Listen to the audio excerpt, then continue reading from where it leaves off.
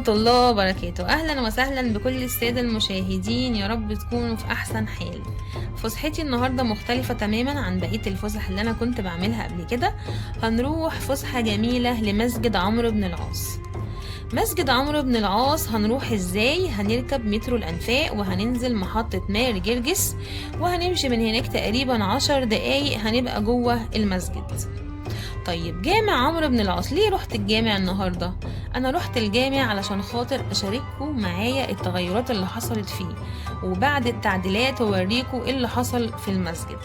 المسجد طبعا مفتوح في اي وقت لاي حد عايز يروح الجامع، مش بس في صلاة الجمعة ولا حتى في التراويح في رمضان ولا في الاعياد، لا المسجد مفتوح طول الوقت اللي عايز طبعا يروح. جامع عمرو بن العاص من الجوامع طبعا المميزة جدا، لأنه هو أول جامع في مصر وفي أفريقيا كمان، وعشان كده هو بيتمتع بالمكانة التاريخية الكبيرة، وكانوا بيسموه بتاج الجوامع والجامع العتيق.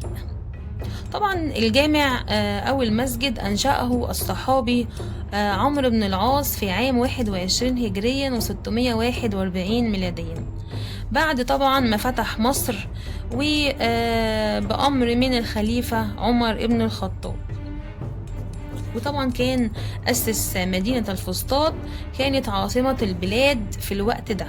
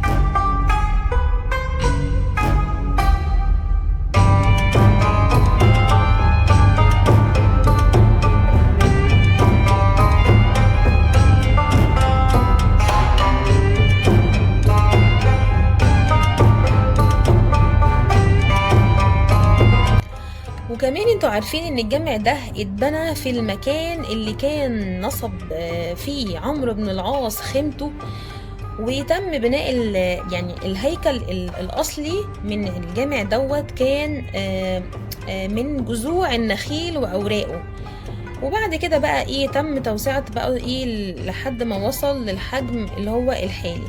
طبعا التعديلات دي حصلت على مر العصور الإسلامية، يعني في على كذا مراحل يعني.